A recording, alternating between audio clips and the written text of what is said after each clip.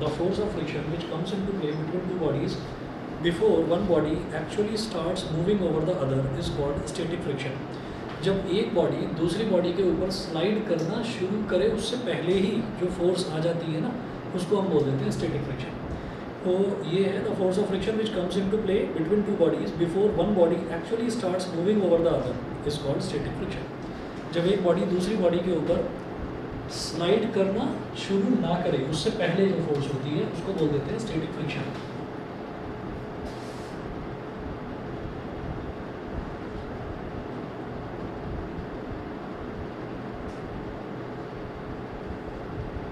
Small F और subscript में S, ये होता है स्टैटिक फ्रिक्शन को इस तरह से लिखा जाता है. और आप ये देखिए कि यहाँ पर नीचे कोई सरफेस है और सरफेस के ऊपर कोई ऑब्जेक्ट रखा हुआ है. तो अगर हम इस पर फोर्स इस डायरेक्शन में लगा रहे हैं, एफ एस इस डायरेक्शन में लगा, यहाँ पर लिखेंगे बॉडी एट रेस्ट.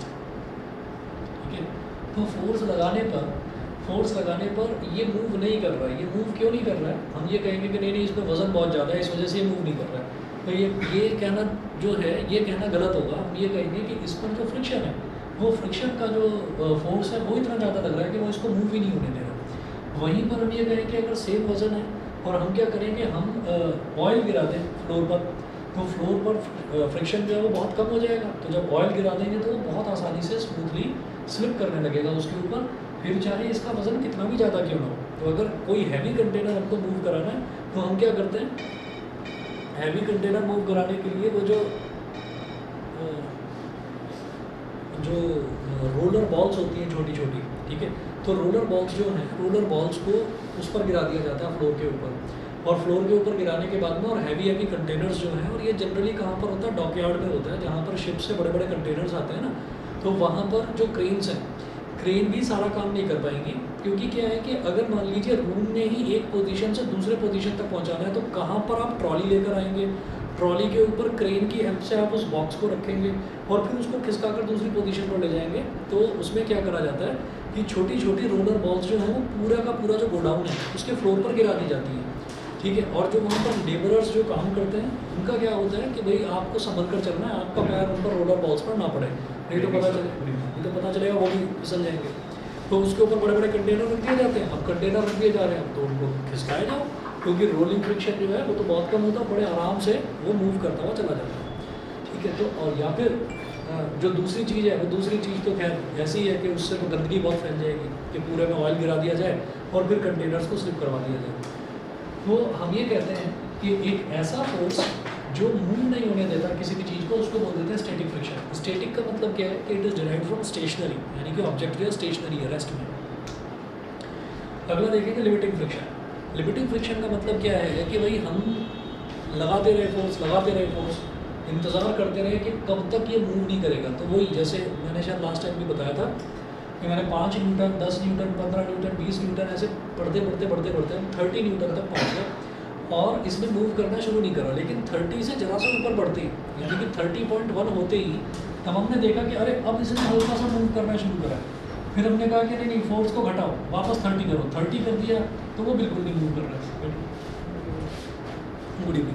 तो 30 करा तो वो बिल्कुल मूव नहीं कर रहा. तो हम ये कह रहे हैं कि अच्छा तो ये 30 जो है ना ये लिमिटिंग फ्रिक्शन. लिमिटिंग मतलब आखिरी लिमिट है कि इसके बाद अगर आपने फोर्स को बढ़ा दिया अब फ्रिक्शन कुछ नहीं कर पाएगा.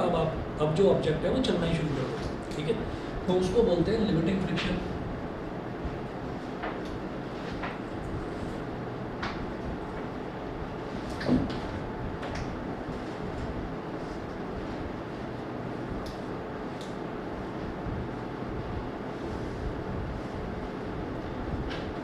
लिमिटिंग फ्रिक्शन को कहते हैं F S max. F S max का मतलब शायद आपको समझ में आ गया होगा कि इस टाइम जो है लिमिटिंग फ्रिक्शन मतलब जब आप लिमिटिंग फ्रिक्शन जो है ये स्टैटिक फ्रिक्शन की मैक्सिमम फोर्स है. मैक्सिमम फोर्स यानी कि इसने फ्रिक्शन ने इस टाइम अपनी मैक्सिमम ताकत लगा रखी है इस ऑब्जेक्ट को रोकने के लिए. अब अगर आपने फोर्स जरा सी भी बढ़ा दी तो फिर ये लिमिटिंग फ्रिक्शन है, ये आखिरी लिमिट थी. अब इसके बाद अगर आप लगाएंगे फोर्स तो फिर वो ऑब्जेक्ट मूव करना शुरू हो जाएगा. अच्छा, क्योंकि ये फ्रिक्शनल फोर्स जो है ये भी एक फोर्स है तो इसकी यूनिट भी क्या होगी, न्यूटन ही होगी. ठीक है, तो हमने ये कहा कि मैंने बोला था कि 30 न्यूटन से जरा सा भी ज़्यादा अगर बढ़ा दिया तो वो मूव करना शुरू कर जाएगा। तो एफ एस मैक्स 30 न्यूटन है, 30 न्यूटन एफ एस मैक्स है, यानी कि लिमिटिंग फ्रिक्शन की वैल्यू 30 न्यूटन। उसके बाद आगे बढ़ेंगे, इसमें देखिएगा the maximum force, limiting friction की एक बार डेफिनेशन सुन लीजिएगा। The maximum force which the maximum force of static friction F S max which comes into play when a body just starts moving over the surface of another body is called limiting friction।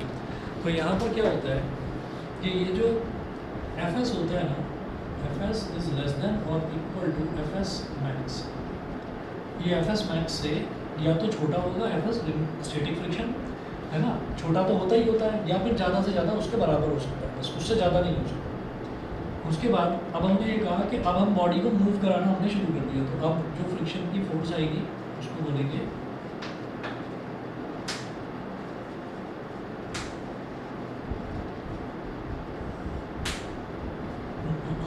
Kinetic friction, इसको बोलते हैं F के, kinetic friction. The force of friction which comes into play when a body is in a state of steady motion over the surface of another body is called kinetic और dynamic friction। तो इसका मतलब क्या है कि जब कोई भी चीज़ स्टेडी मोशन में, स्टेडी मोशन का मतलब क्या है कि उसमें कोई एक्सेलरेशन नहीं है, एक ही स्पीड से वो चलती जा रही है, तो उस टाइम जो फ्रिक्शन की फोर्स काम करेगी उसको हम बोल देंगे काइनेटिक फ्रिक्शन। ठीक है, अब इसी को ना डायग्राम बनाकर समझा रखा है। जैसे स्टैटिक फ्रिक्शन में है body at rest,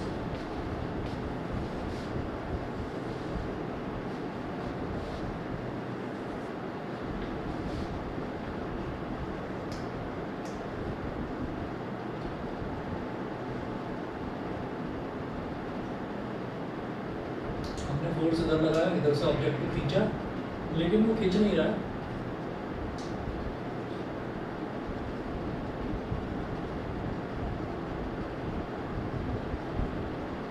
body at rest, limiting friction.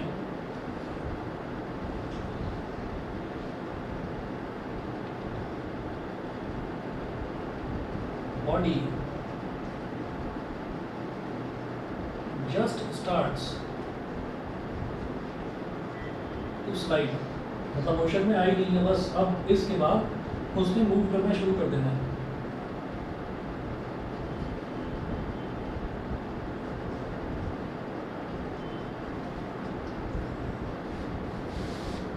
फिर आ जाएंगे kinetic friction.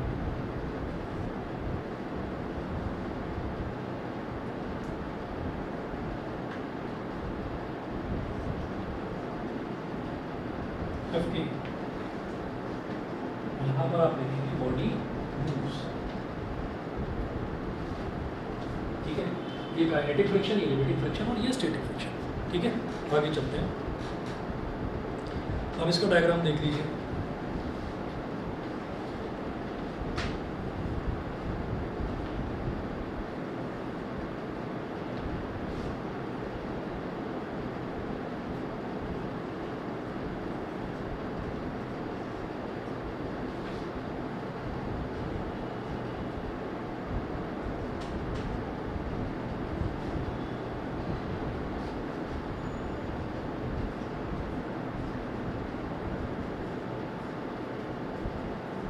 applied force capital F, applied force capital F। अब डायग्राम देखो जी कैसे किस तरीके का है।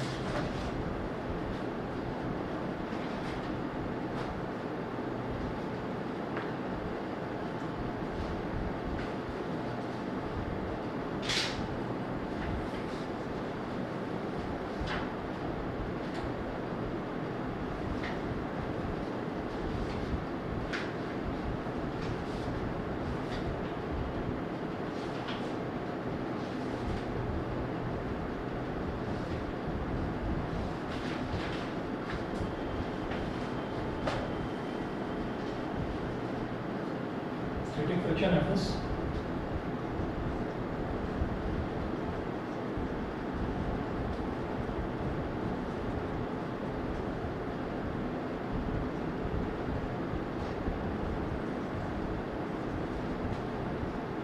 Limiting friction.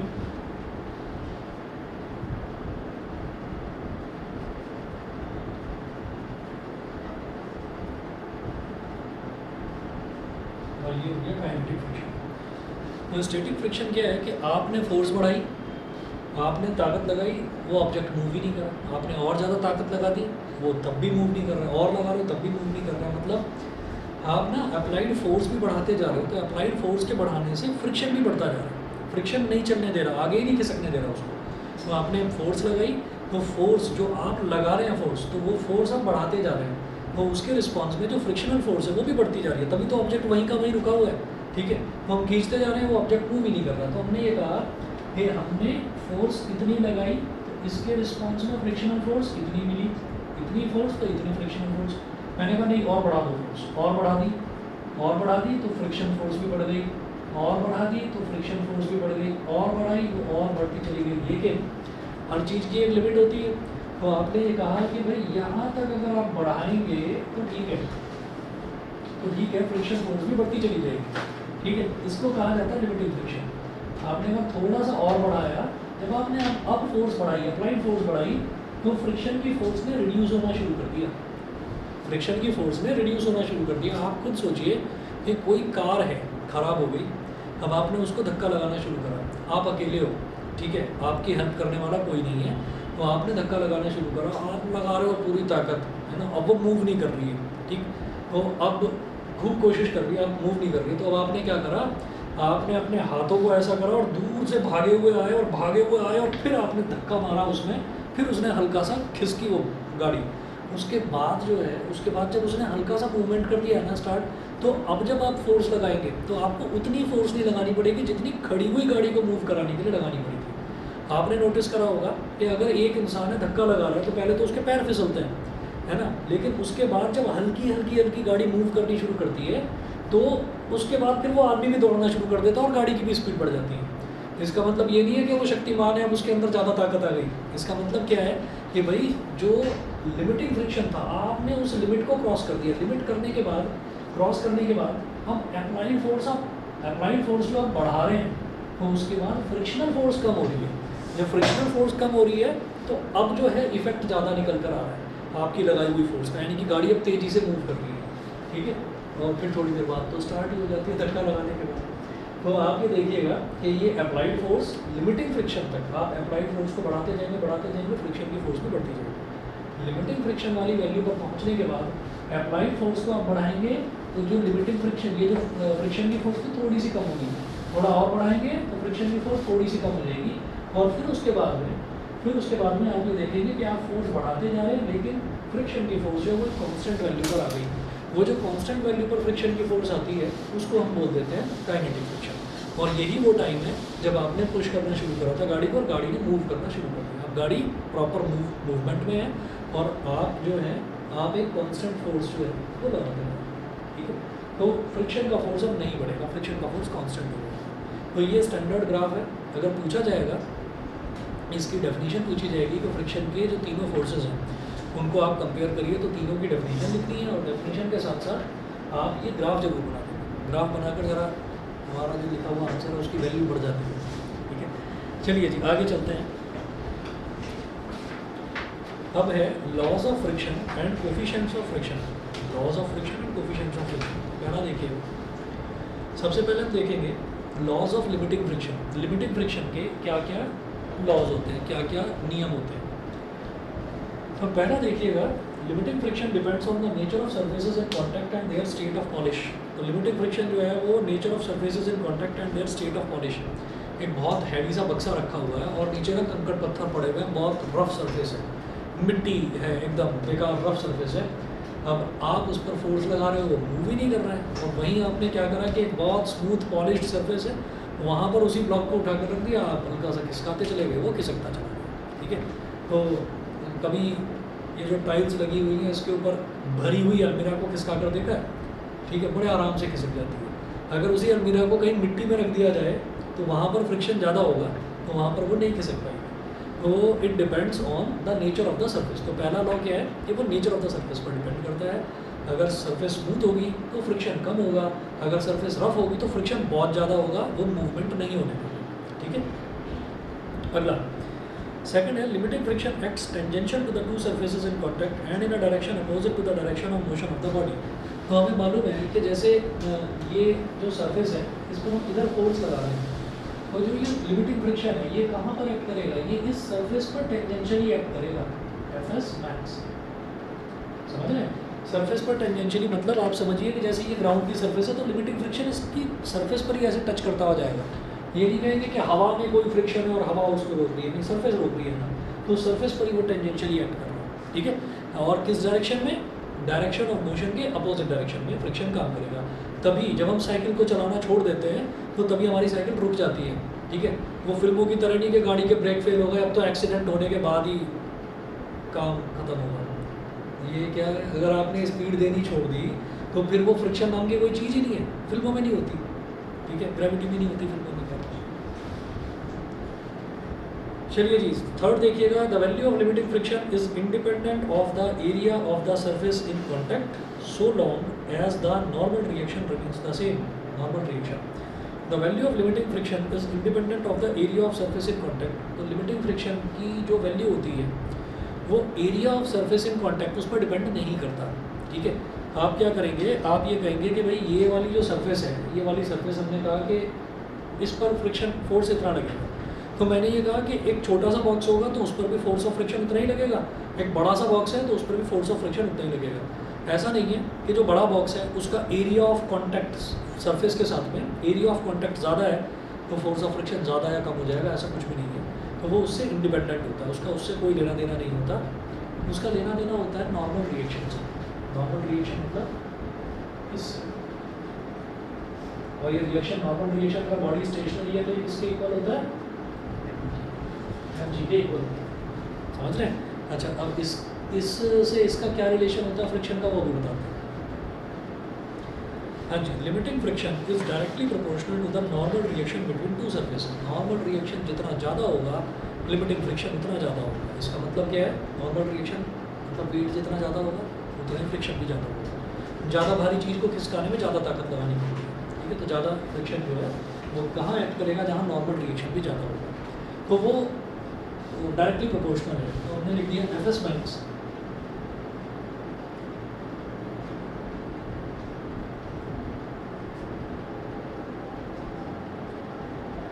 Directly proportional to R. फिर ये प्रोपोर्शनलिटी साइन हटाने के लिए हम इक्वालिटी साइन लगाते हैं, और जब इक्वालिटी साइन लगाते हैं तो एक कांस्टेंट लगा देते हैं।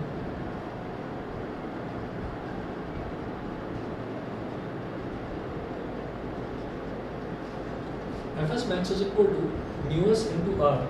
Mu S is equal to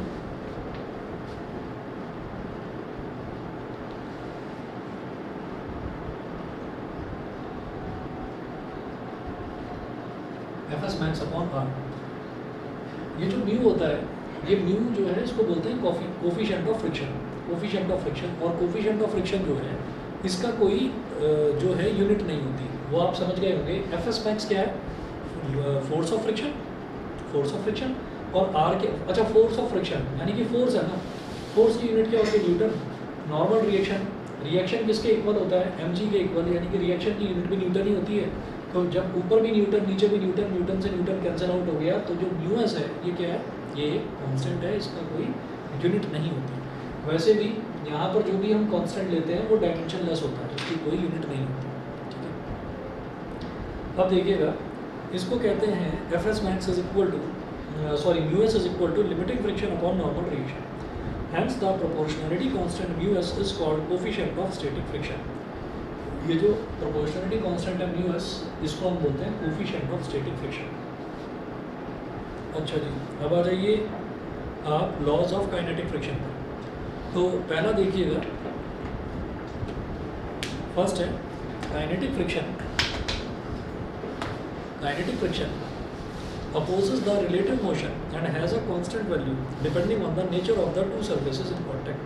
तो काइनेटिक फ्रिक्शन जो है ये रिलेटिव मोशन को अपोज करता है। रिलेटिव मोशन का मतलब क्या है, ये अर्थ तो यहीं पर है ना, और अर्थ के ऊपर जो है वो टायर जो है साइकिल का या गाड़ी का टायर वो रोल करता हुआ आगे की तरफ जा रहा है। ठीक है, एक्चुअली अर्थ भी यहाँ पर नहीं है, अर्थ भी रोटेट करता रहता है। अब वो उसका रोटेशन इतना स्लो है कि वो हमको पता नहीं चलता। तो अर्थ भी रोटेट करती रहती है। हमने कहा kinetic friction opposes the relative motion and has a constant value depending on the nature of the two surfaces in contact. तो वो भी डिपेंड करता है nature of the two surfaces in contact, kinetic friction. Second है the value of kinetic friction F K is independent of the area of contact so long as the normal reaction remains the same. जब तक normal reaction same रहेगा तब तक वो जो है वो एरिया ऑफ कॉन्टैक्ट पर डिपेंड नहीं करता। ठीक है, लगभग सेम पॉइंट है जैसा हमने स्टैटिक फ्रिक्शन में देखा था, बिल्कुल वैसा। थर्ड देखेंगे kinetic friction does not depend on velocity provided the velocity is neither too large nor too small. तो काइनेटिक फ्रिक्शन जो है वो वेलोसिटी पर डिपेंड नहीं करता। कंडीशन क्या है कि जो वेलोसिटी है वो ना तो बहुत ज़्यादा होनी चाहिए ना बहुत कम होनी चाहिए।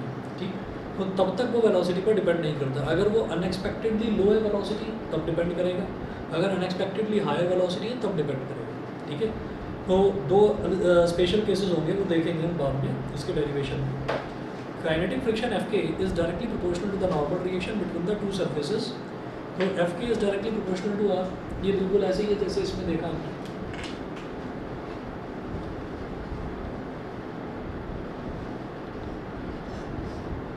F K is directly proportional to R, it implies that F K is equal to mu k into r. Mu k is equal to F के अपॉन आर। एफ के क्या हो गया काइनेटिक फ्रिक्शन और आर क्या हो गया reaction. तो kinetic friction upon normal reaction, here the proportionality constant mu K is called coefficient of kinetic friction, coefficient of kinetic friction.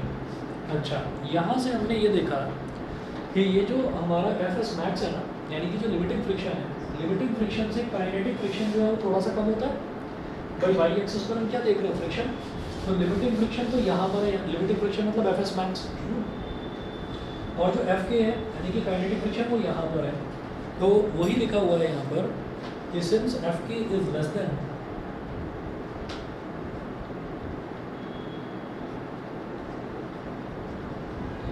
F S max, तो एफ के की वैल्यू क्या है म्यू के आर, और एफ एस मैक्स की वैल्यू क्या है म्यू एस आर। आर से R cancel out, mu K is less than mu S. Coefficient of kinetic friction coefficient of static friction से हमेशा कम ही होगा। उसके बाद देखेंगे जी angle of friction. Angle of friction क्या है? The angle of friction may be defined as the angle which the resultant of the limiting friction and the normal reaction makes with the normal reaction। ठीक है, देखते हैं इसको, 1 minute wait करिए, अभी करवाते हैं।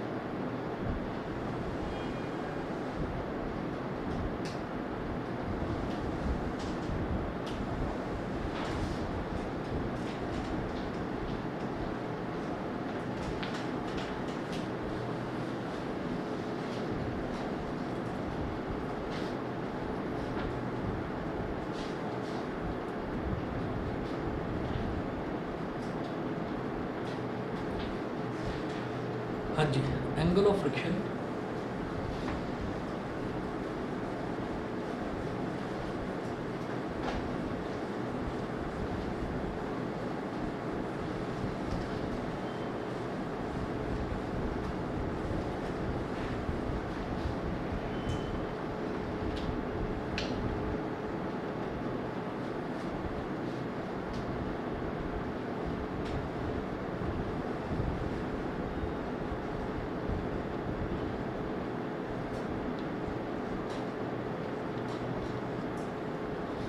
एंगल ऑफ फ्रिक्शन में हमने क्या करा, पहले तो एक सरफेस बना ली नीचे,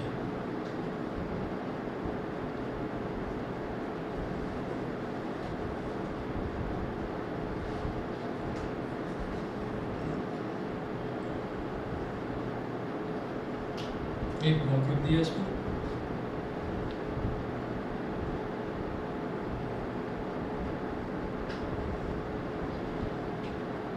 ये डब्ल्यू यानी कि वेट नीचे की तरफ लग रहा है,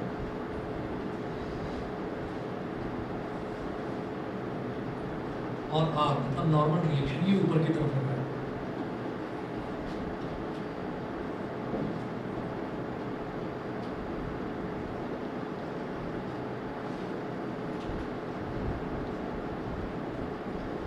अप्लाइड फोर्स ये है पी, ये इस तरफ लग रहा है,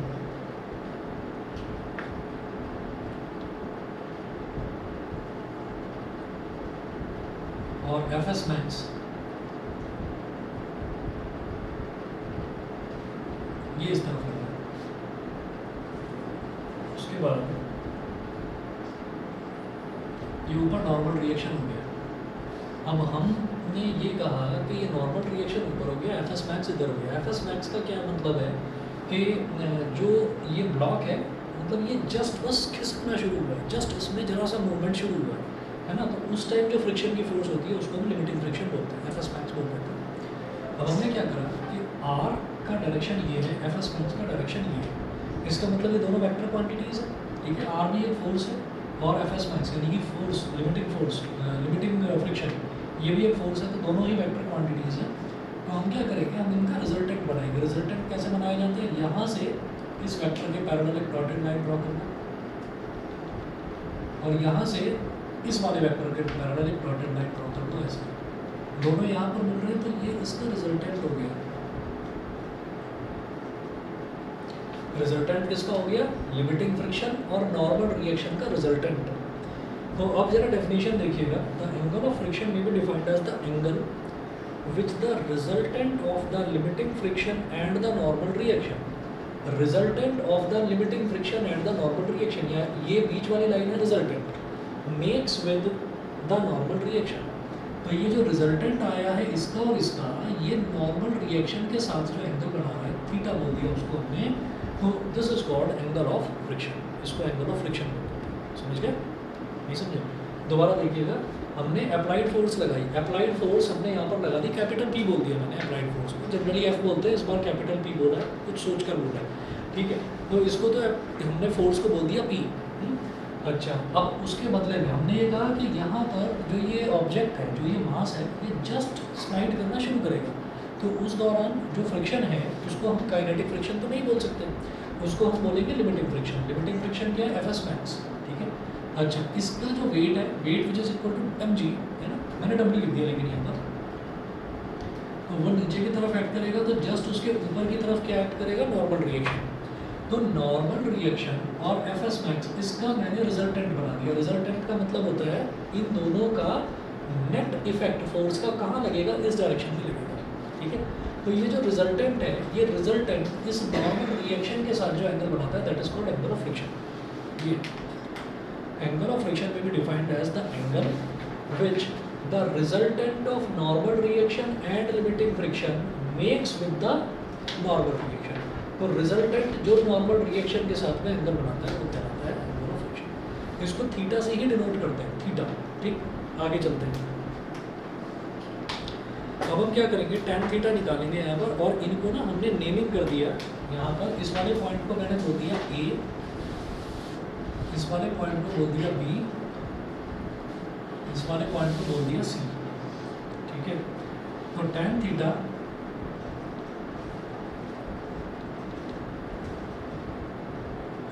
is equal to perpendicular upon, भाई ये है यहाँ पर 90 डिग्री बन जाएगा, परपेंडिकुलर अपॉन बेस, तो ये बेस क्या हो गया, ये वाला लेंथ या फिर AC बोल दीजिए, ये लेंथ और ये लेंथ तो दोनों इक्वल है ना, परपेंडिकुलर अपॉन बेस मतलब BC अपॉन AC, ठीक है। तो tan theta is equal to BC क्या है, B से लेकर C तक वाली लेंथ, ये BC क्या है, यही तो है FS मैक्स अपॉन AC क्या है, normal reaction, FS max upon R, but FS max upon R is equal to μS,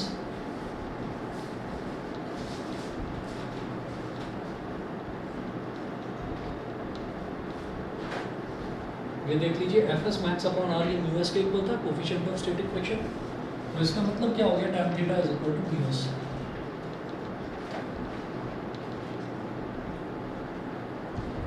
Thus the coefficient of static friction is equal to the tangent of the angle of friction। ये जो coefficient होता है static friction का μS, अरे ये term तो पता है ना, म्यू, ये पहली बार सुना होगा, ये u बनाकर छोटा और इसको यहाँ से ऐसे खींच देते हैं, इसको बोलते हैं म्यू, MU। तो इसको बोलते हैं coefficient of static friction. Coefficient of static friction is equal to tangent of angle of friction, tan का मतलब टेंजेंट, ठीक है, tangent of angle of friction. ये आप लोगों को समझ में आ रहा है, वैसे पढ़ रहे हैं, सन्नाटे में बैठे हुए सब बड़ा शांति से।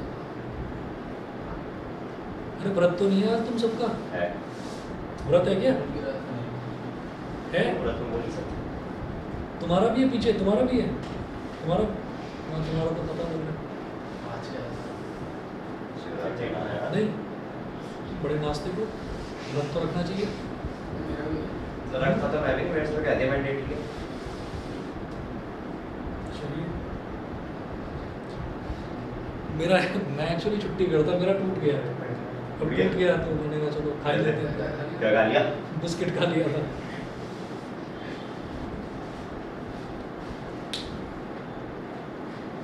चलिए ये बता देता हूँ,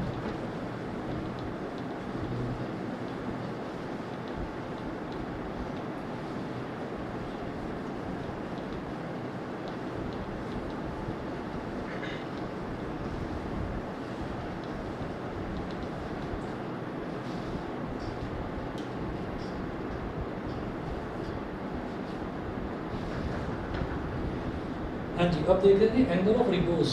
एंगल ऑफ रिपोज क्या होता है, ये जैसे मान लीजिए ये तो स्मूथ सरफेस थी, हॉरिजॉन्टल सरफेस थी, अब हमने क्या करा कि हमने ना इसको इंक्लाइंड सरफेस बना दिया, तो इंक्लाइंड सरफेस पर जो एंगल होता है उसी को हम एंगल ऑफ रिपोज बोल देते हैं। सोमेन आवाज़ आ रही है मेरी?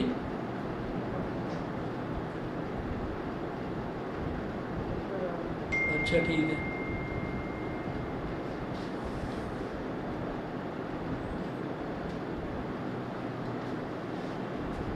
It is the minimum angle that an inclined plane makes with the horizontal when a body placed on it just begins to slide down. Just begins to slide down यानी कि यहाँ पर भी मुझे FS max ही लेना है। तो इसमें डायग्राम देखिएगा कैसे बनेगा, और ये ना समझ में आया तो बता देना मुझे।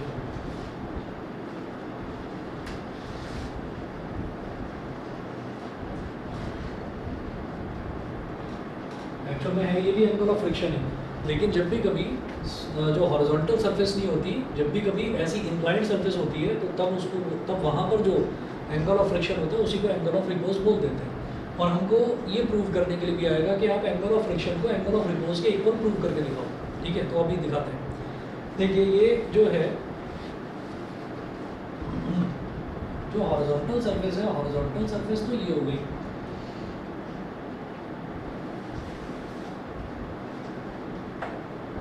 और ये हो गया फाई।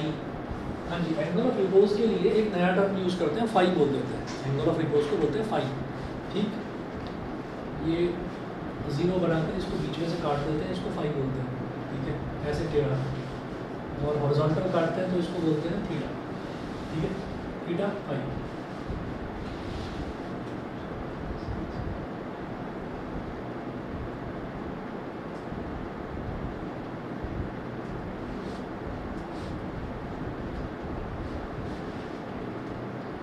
चलिए जी, अब कोई भी ऑब्जेक्ट जो है वो इंक्लाइंड प्लेन पे मतलब टेढ़ा रखा हुआ हो, सीधा रखा हो, कैसा भी रखा हो, ग्रेविटी तो हमेशा नीचे की तरफ स्ट्रेट लाइन में ही एक्ट करेगी ऐसे। तो ये होगा mg ऐसे एक्ट कर रहा है, mg यानी कि वेट हो गया उसका। अच्छा, जो नॉर्मल रिएक्शन है, नॉर्मल रिएक्शन हमेशा जो सरफेस होता है जिस पर कोई ऑब्जेक्ट रखा होगा उसके परपेंडिकुलर एक्ट करेगा, तो नॉर्मल रिएक्शन R ऐसे होगी। ठीक है, दो चीज़ें आपको याद रखनी है कि कोई भी ऑब्जेक्ट अगर इंक्लाइंड प्लेन पर भी रखा हुआ हो तो उसका वेट हमेशा सीधी लाइन में ही एक्ट करेगा नीचे, और जो नॉर्मल रिएक्शन है वो सरफेस पर परपेंडिकुलरली एक्ट करेगा, तो R ऐसे हो गया। उसके बाद आप ये देखिएगा अब हमने एक काम करा है यहाँ पर कि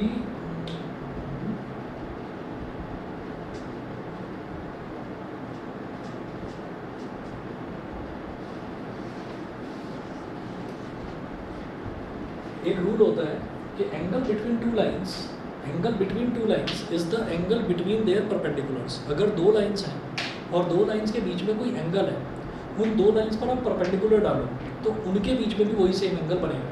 ठीक है, ये ऐसे है जैसे मान लीजिए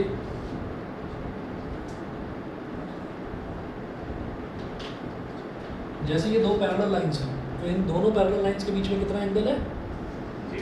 0 डिग्री है ना। पैरेलल लाइंस जो हैं, पैरेलल लाइंस को आप अगर मिला दें तो वो ओवरलैप कर जाएंगी, यानी कि उनके बीच में कोई एंगल नहीं बन रहा है, वो ऐसे ही आ गई। अच्छा, अब इस वाली पैरेलल लाइन पर भी परपेंडिकुलर डाल दो ऐसे, और इस वाली पैरेलल लाइन पर भी परपेंडिकुलर डाल दो, इसको आगे एक्सटेंड कर दो ऐसे, इसको आगे एक्सटेंड कर दो, तो ये दोनों भी पैरेलल हो गई। तो इसका मतलब क्या है कि दो लाइंस के बीच में जो एंगल था उन पर परपेंडिकुलर जो हमने डाला उनके बीच में भी वही एंगल आएगा। तो अब आप ये देखिए कि एक लाइन तो ये है और एक लाइन ये है, इन दोनों के बीच में एंगल फाई है, तो ये जो mg है अगर मैं इसको ऐसे एक्सटेंड करने पर आ जाऊँ तो ये इस पर परपेंडिकुलर बन रहा है हॉरिजॉन्टल वाली पर, और ये जो सरफेस है यहाँ से इस पर एक परपेंडिकुलर ऐसे ड्रॉ करें तो ये वाला एंगल भी तो फाई ही बन गया। फिर कैसे बता दो?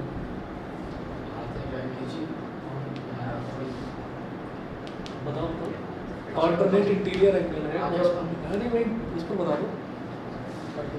हाँ बताओ। रूल ये होता है कि angle between two lines is the angle between their perpendiculars. ये कोई नई चीज़ बता रहा है, वो भी जरा समझ लेते हैं। हो सकता है नहीं, इसमें हंसने की बात नहीं, हो सकता है तो मैं बताओ।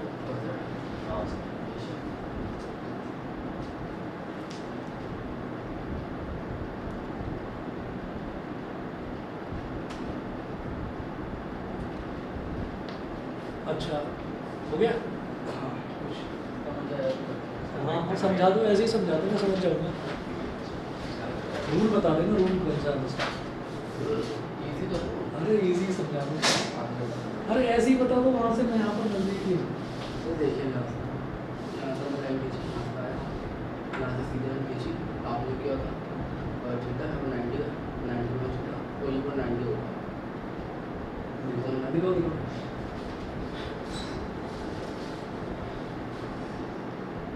ये चलो थीटा है, यहाँ से परपेंडिकुलर तो ये 90 हो गया, 90 प्लस थीटा तो 180 माइनस 90 माइनस थीटा हो गया। ठीक है ना?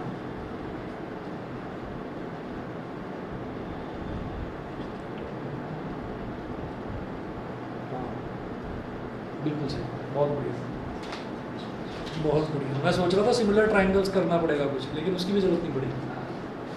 चलिए चलो भाई, दो अलग अलग तरीके से समझ सकते हैं, लेकिन ये समझ में आ गया, ये समझ में आ गया। उसका वाला मेथड भी बता दूँ वो क्या था।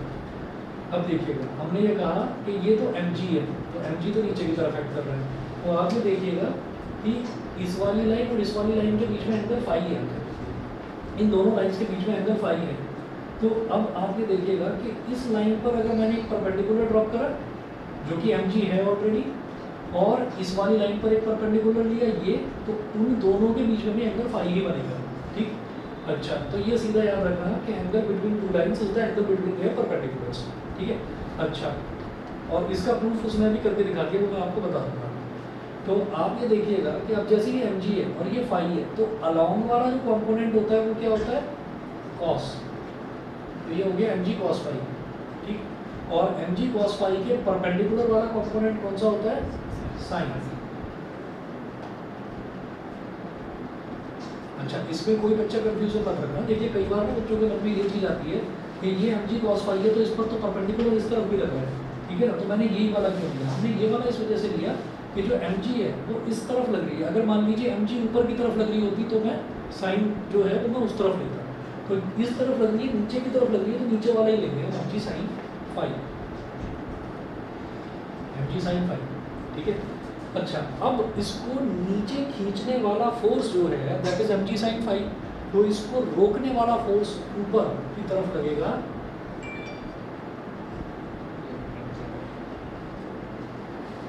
Fs max। मोशन का अपोज करने वाला फोर्स ही तो फोर्स ऑफ फ्रिक्शन होता है, तो Fs max कहाँ लग जाएगा? ऊपर की तरफ। यहाँ तक क्लियर है? ठीक है, चलिए जी, तो यही इसमें डायग्राम में दे रखा है पूरा। अब देखिएगा, it can be clearly observe from the free body diagram that, अब आप ये देखिएगा कि ये जो Fs max है ये किसके इक्वल है? mg sin phi के equal.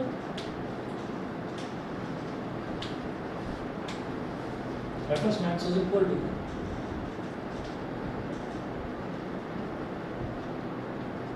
mg sin phi, equation number 1।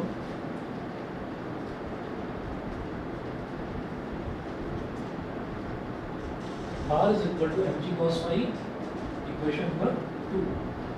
ठीक है, ये समझ गए भाई? r इधर है और ये r किसको बैलेंस कर रहा है? mg cos phi को बैलेंस कर रहा है। अब क्या करिए, इक्वेशन 1 से इक्वेशन 2 को डिवाइड कर दीजिए। क्यों कर रहे हैं डिवाइड? क्योंकि जैसे यहाँ पर एंगल ऑफ फ्रिक्शन निकालने के लिए tan थीटा निकाला था, ऐसे यहाँ पर भी मैं tan थीटा निकालना चाहता हूँ, tan phi सॉरी, तो divide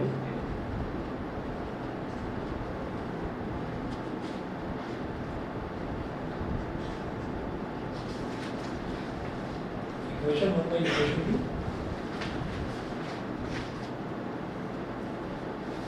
Fs max upon r is equal to mg sin phi upon mg cos phi। mg से mg कैंसिल आउट हो गया और sin phi upon cos phi कितना हो गया? tan phi is equal to Fs max upon r,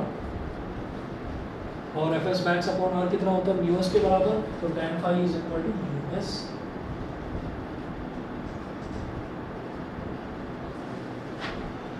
tan phi is equal to μs, तो tan theta भी μs के बराबर आया और tan phi भी μs के बराबर आया। इसका मतलब क्या हुआ? Thus the coefficient of static friction is equal to the tangent of angle of repose। ठीक है, तो वो भी आपका एंगल ऑफ रिपोज के टेंजेंट के इक्वल हो गया। μs tan थीटा के भी इक्वल है और tan phi के भी इक्वल है। इट इम्प्लाइज दैट यहाँ से हमको ये समझ में आता है कि phi जो है वो थीटा के इक्वल है। क्यों? क्योंकि ये भी μs के इक्वल है, ये भी μs के इक्वल है, मतलब tan theta is equal to tan phi, तो theta is equal to phi। Thus the angle of repose is equal to angle of friction। ठीक है जी, उसके बाद अगला देखेंगे स्लाइडिंग फ्रिक्शन और रोलिंग फ्रिक्शन। ठीक है, अच्छा ये देखने से पहले जरा ये बता देता हूँ कि ये कैसे बना था। ये समझ में आ गया? ये तो समझ में आ गया, डायग्राम में डाल।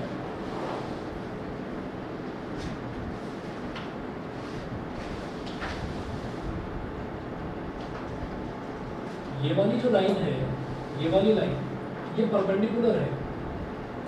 ये परपेंडिकुलर है किस पर? इस स्ट्रेट लाइन, यानी कि इस हॉरिजॉन्टल सरफेस पर ये परपेंडिकुलर है। तो इसको ऐसे ड्रॉ कर लिया गया यहाँ तक। अच्छा, इसको भी ऐसे ड्रॉ कर लिया गया यहाँ तक। ठीक, और हम किसी भी लाइन को पैरेलली मूव करें तो उस पर कोई फर्क नहीं पड़ता। मैंने ये कहा कि इस लाइन को थोड़ा सा पैरेलली यहाँ तक मूव करो और इस लाइन को थोड़ा सा एक्सटेंड कर दो, मतलब ऐसे, और इसको थोड़ा सा एक्सटेंड कर दो, तो तब भी ये पूरा का पूरा एंगल, ये पूरा का पूरा एंगल फाई ही रहेगा। ये 90 डिग्री है, ये 90 डिग्री है, तो ये वाला एंगल कितना हो गया? अभी ये हटा दो, अभी ये हटा दो, ये वाला एंगल कितना हो गया? 90 माइनस फाई। वैसे बाई एंगल्स एंड प्रॉपर्टी, क्योंकि 180 ये वाला एंगल हो जाएगा 180 माइनस 90 माइनस 5, तो 180 माइनस 90 प्लस 90, तो ये एंगल कितना बचा? 90 माइनस 5 बचा।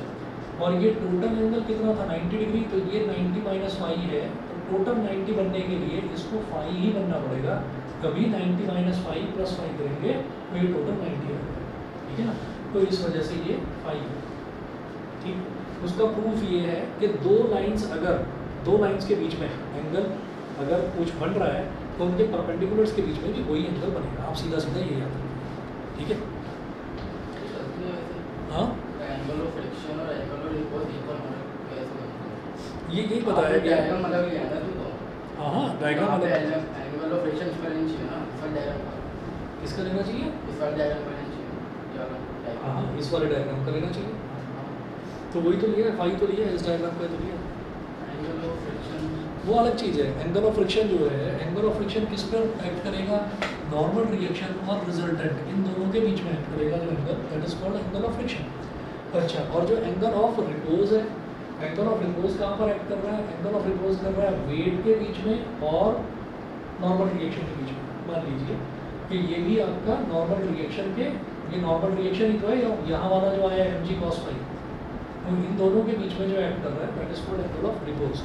या फिर सीधा सीधा ये समझ लीजिए कि हॉरिजॉन्टल और जो भी आपकी सरफेस है जिस पर ऑब्जेक्ट मूव कर रहा है, उन दोनों के बीच वाला एंगल जो है उसको एंगल ऑफ रिपोज बोल दीजिए। तो दो अलग अलग कंडीशंस हो गई। एक कंडीशन क्या हो गई कि ऑब्जेक्ट जो है वो हॉरिजॉन्टल सरफेस पर मूव कर रहा है, ठीक है। तो एक कंडीशन ये हो गई कि ऑब्जेक्ट इंक्लाइंड सरफेस पर मूव कर रहा है, तो जो इंक्लाइंड सरफेस पर जो फ्रिक्शन होगा और हॉरिजॉन्टल सरफेस पर जो फ्रिक्शन होगा वो दोनों का दोनों सेम ही होगा।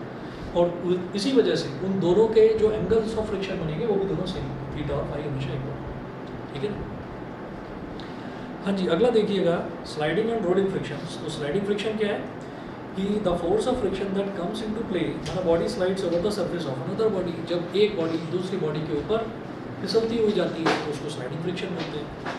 फिर है rolling friction. The force of friction that comes into play when a body rolls over the surface of another body is called rolling friction. यानी कि जैसे व्हील जो है वो रोल करता हुआ, घूमता हुआ जाता है दूसरी सरफेस के ऊपर, तो उसको बोलते हैं रोलिंग फ्रिक्शन। रोलिंग फ्रिक्शन जो है वो स्लाइडिंग फ्रिक्शन से हमेशा कम होता है, ठीक है। तो इसको देखेंगे फिर नेक्स्ट क्लास में, ठीक है। आज इतना ही कर लीजिए।